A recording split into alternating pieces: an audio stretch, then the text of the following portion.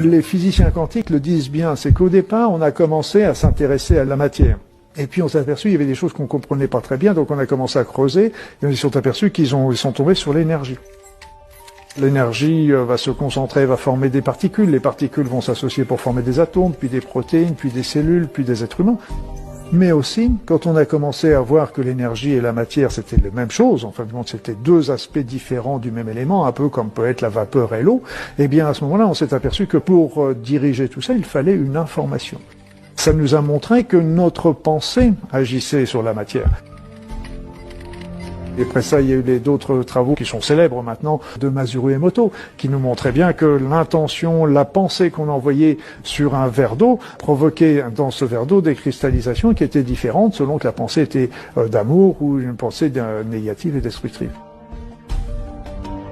En médecine, tout simplement, on sait très bien que la pensée agit sur notre corps. On sait déjà l'effet placebo. Qu'est-ce que c'est l'effet placebo? C'est l'effet de notre pensée sur le corps, tout simplement. Le patient croit au traitement qui lui est donné, et simplement ça fait 30% de tous les résultats positifs de toutes les médecines.